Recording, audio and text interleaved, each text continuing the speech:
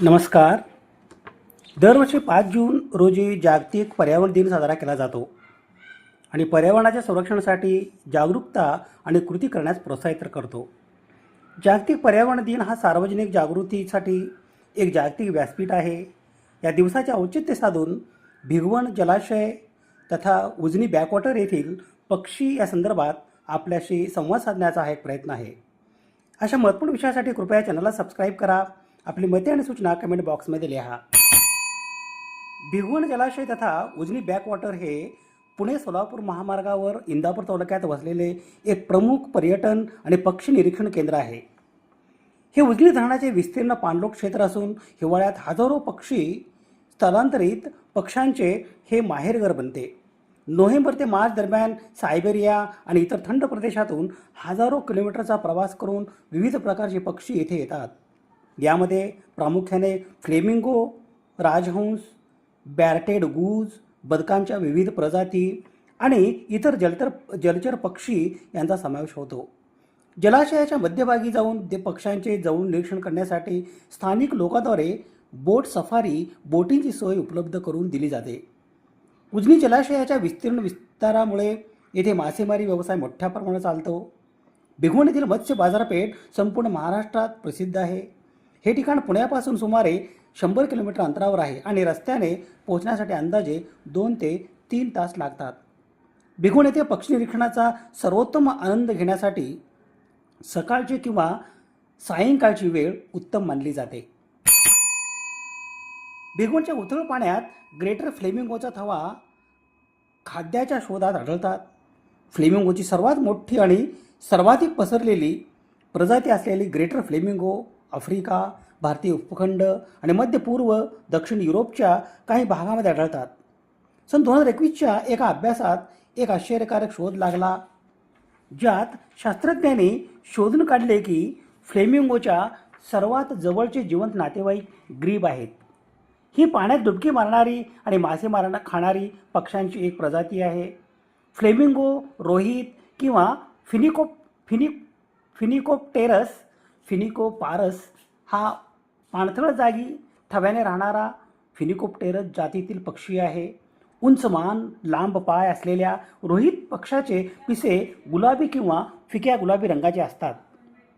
याच्या 4 प्रजाती अमेरिका खंडात व 2 प्रजाती आशिया खंडात आढळतात. पक्षाच्या आर्कुएट वक्र चोचीच्या चमच्यासारख्या तळाने चांगले स्कूपिंग खरवडणे करता येते. फ्लेमिंगोज ब्राईन हे कोळंबी आणि निळे हिरवे शेवाळ, कीटकांच्या आळ्या, लहान कीटक, मॉलस्क, क्रस्टेशियन यांना फिल्टर करतात. त्यांच्या चोची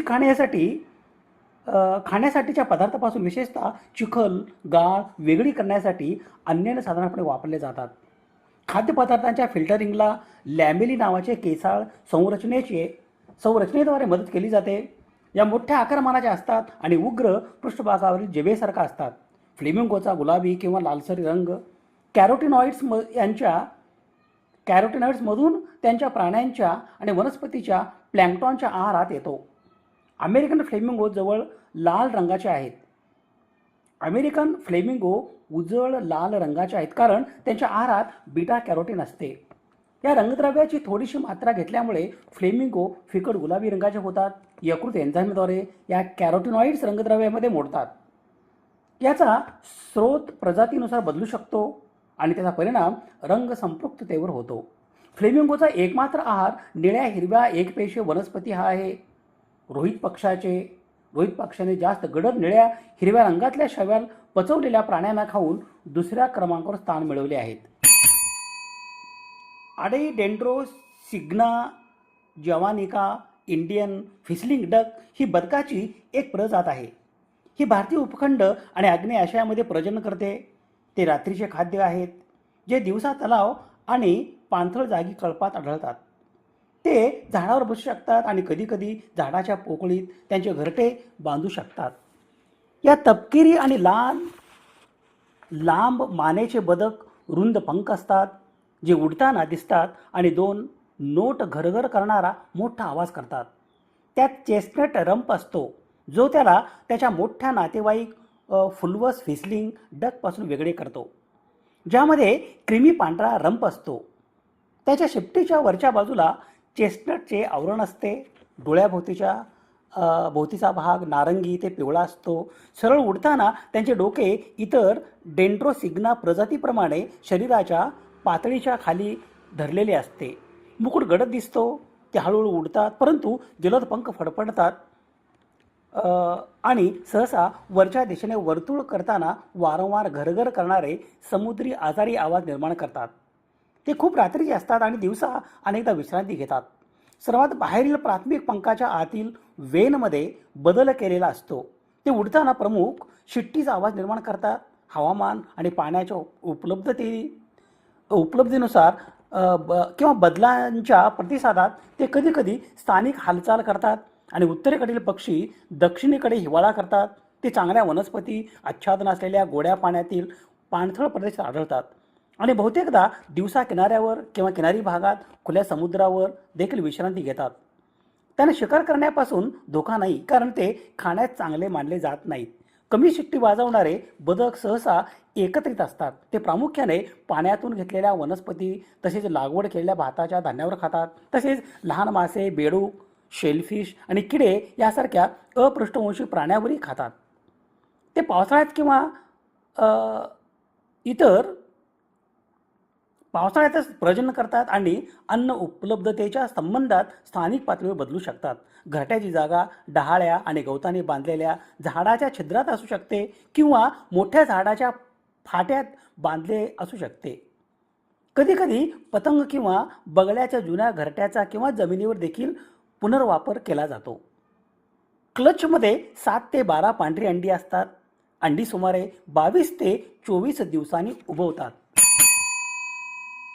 ग्रेलॅक गूज अनसर कलहंस हा अनाटिडी कुळातील एक मोठा जलपक्षी आहे. हे स्थलांतरित पक्षी हिवाळ्यात उत्तर युरोप आणि आशियातून भारतीय उपखंडात येतात. कलहंसाचा पिसारा धुसर करड्या म्हणजे ग्रे आणि पांढऱ्या रंगाचा असतो. चोच नारंगी आणि पाय गुलाबी रंगाचे असतात. यांची लांबी सुमारे 74 ते 91 सेंटीमीटर असते. हे सहसा तलाव, नद्या, पाणथळ जागेत थव्याने राहतात. हे गवत, बिया आणि शेतातील पिके खातात. हा पक्षी राजहंस बार हेड गूज या प्रजातीची साधर्म्य दर्शवणारा असला तरी कलहंस वेगळा मानला जातो.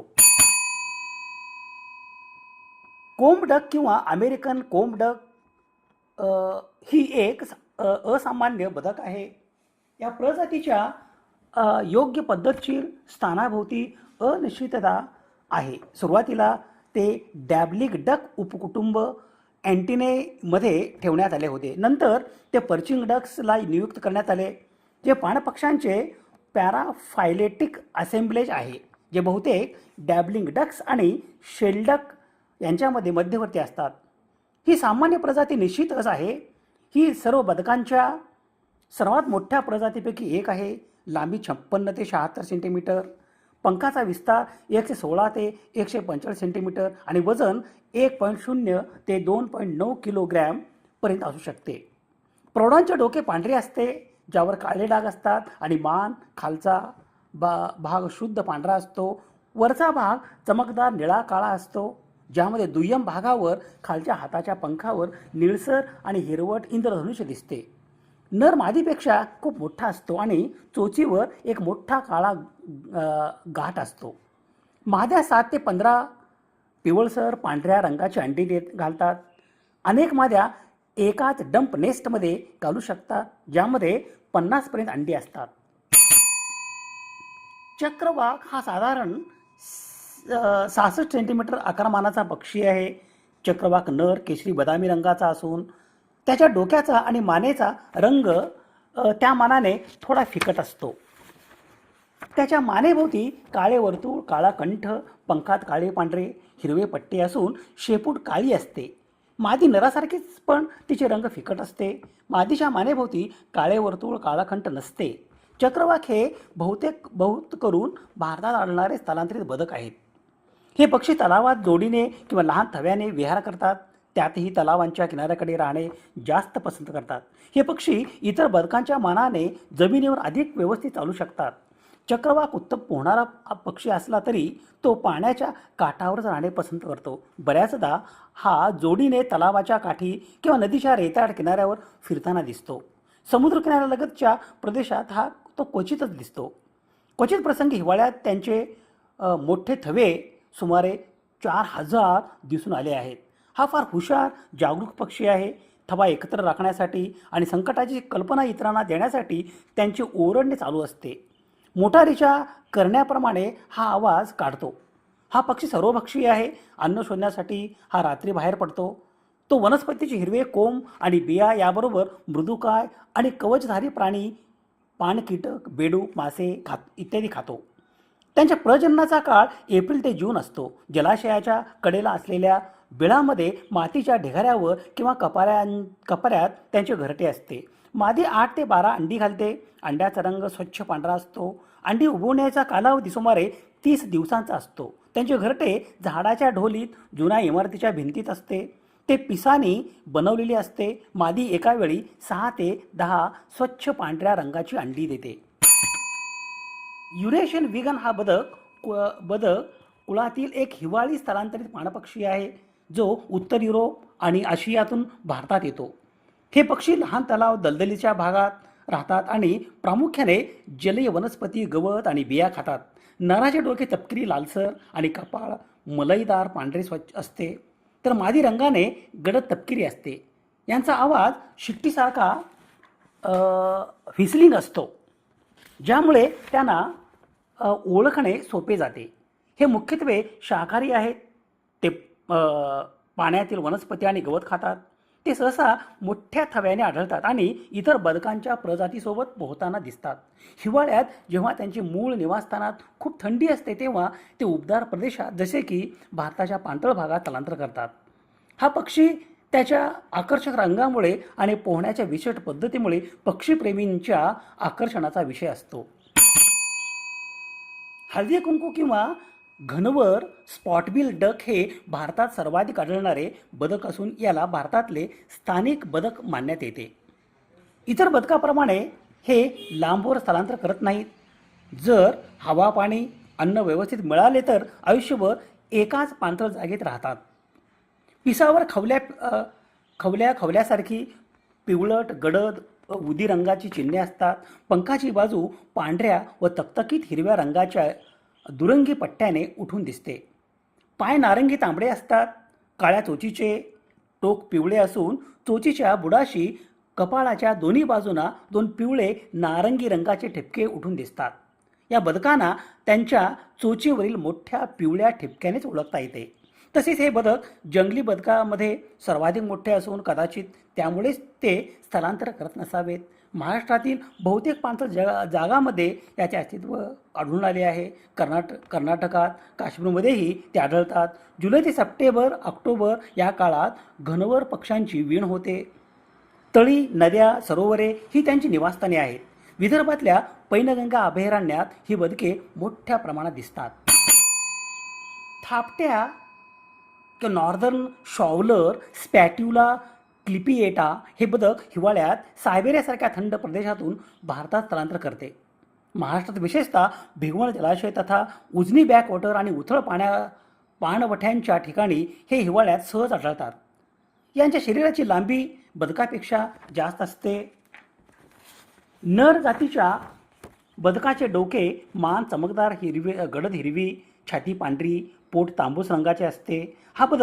हा पक्षी बदकापेक्षा मोठा असतो. या पक्षाचे डोके व मान चमकदार काळपट हिरवी असून छातीचा रंग पांढरा शुभ्र आहे.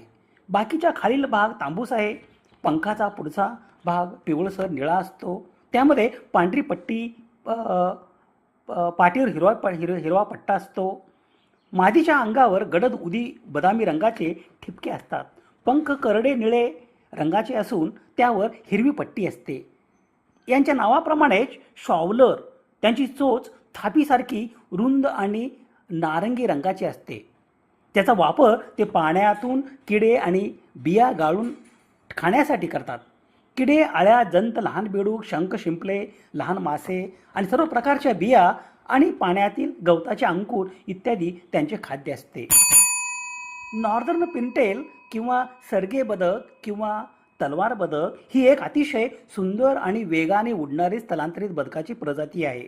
लांब टोकदार शेपटी, सडपातळ मान या पक्षाचे मुख्य वैशिष्ट्य आहेत. नराचे डोके चॉकलेटी रंगाचे असते, छाती आणि मान कापसासारखी पांढरी स्वच्छ असते आणि मानेवर पांढरा पट्टा डोक्याच्या मागच्या बाजूला जातो. सर्वात मुख्य आकर्षण म्हणजे त्याच्या पाठीवर असणारी लांब तलवार किंवा सुईसारखी टोकदार शेपटी. मादीचा रंग तुलनेने फिकट तपकिरी असतो. तिला नरासारखी लांब शेपटी किंवा चॉकलेटी डोके नसते. नर बासीसारखी शिट्टी वाजवतो आणि मादीचा आवाज नागपुडीतून निघणाऱ्या क्वॅक सारखा असतो. हे बदक प्रामुख्याने शेतातील धान्य, गवत, वनस्पतीचे भाग आणि लहान कीटक खाते. हे मुख्यत्वे उघड्या पाथवे, वेटलँड, तलाव आणि पाणथळ जागावर राहतात. हे पक्षी उन्हाळ्यात उत्तर अमेरिका, युरोप आणि उत्तर आशियामध्ये, सायबेरियामध्ये प्रजनन करतात. हिवाळ्यात थंडीपासून बचाव करण्यासाठी हे पक्षी हजारो किलोमीटरचा प्रवास करून भारतात येतात. महाराष्ट्रातील अनेक पाणथळ जागावर आणि तलावावर, गोंदिया किंवा विदर्भ परिसरातील पाणथळ क्षेत्र आणि भिगवण जलाशय तथा उजनी बॅकवॉटर हे हिवाळ्यात पाहुणे म्हणून दाखल होतात. हिरव्या पंखाचा टील, ग्रीन विंग्ड टील, जे अमेरिकन टील म्हणून सुद्धा ओळखले जाते, हे प्रामुख्याने उत्तर अमेरिकेत आढळणारे एक छोटे बदक आहे. हे पक्षी प्रजननासाठी कॅनडा आणि अलास्कामध्ये राहतात आणि हिवाळ्यात उबदार प्रदेशात स्थलांतर करतात. हे जगातील सर्वात लहान डॅबलिंग पाण्याच्या पृष्ठभागावरून अन्न टिपणारे बदकापैकी एक आहेत.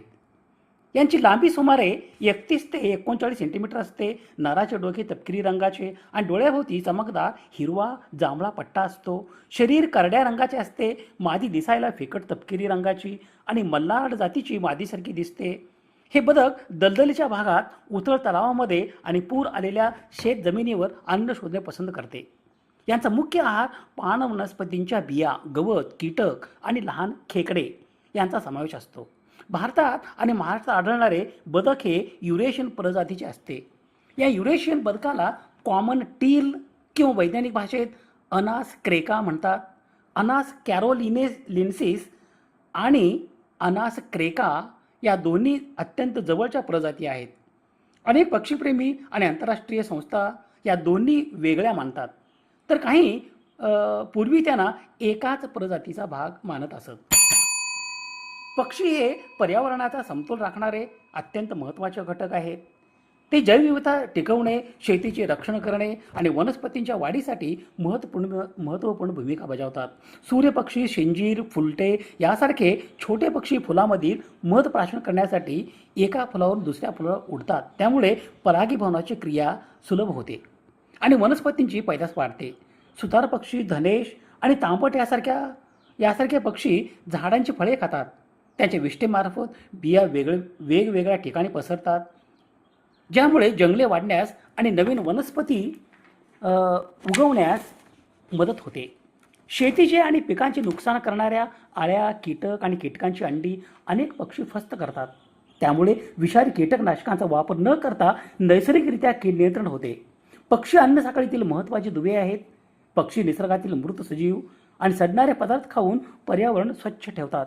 सध्याच्या स्थितीनुसार अधिवास नष्ट झाल्यामुळे आणि मानवी हस्तक्षेपामुळे या स्थलांतरित पक्ष्यांची संख्या वेगाने कमी होत असून काही पक्ष्यांना लुप्त होणाऱ्या प्रजातींच्या यादीमध्ये समाविष्ट करण्यात आले आहे. वाढत्या प्रदूषणामुळे आणि सिमेंटच्या जंगलामुळे पक्ष्यांच्या अस्तित्वाला धोका निर्माण झाला आहे.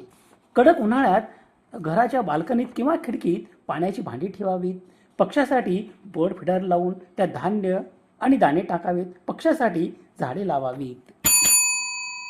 झाडे लावा, झाडे जगवा, भविष्य वाचवा, जीवन फुलवा. जागतिक पर्यावरण दिनाच्या हार्दिक शुभेच्छा. सर्व संदर्भासाठी यादी आहे. अशा महत्त्वपूर्ण विषयासाठी कृपया चॅनलला सबस्क्राईब करा. आपली मते आणि सूचना कमेंट बॉक्समध्ये लिहा. समाज हिताच्या एखाद्या वैज्ञानिक विषयासंदर्भात प्रबोधन करणे, जागतिक समस्यांचे निराकरण करण्यासाठी सामाजिक इच्छा आणि संसाधने एकत्रित करणे आणि मानवतेच्या यशाचा उत्सव बळकट करणे यासाठी सुवर्ण संधी म्हणजे सामाजिक आणि वैज्ञानिक सण आणि उत्सव. विज्ञाननिष्ठा ही जीवननिष्ठा. धन्यवाद.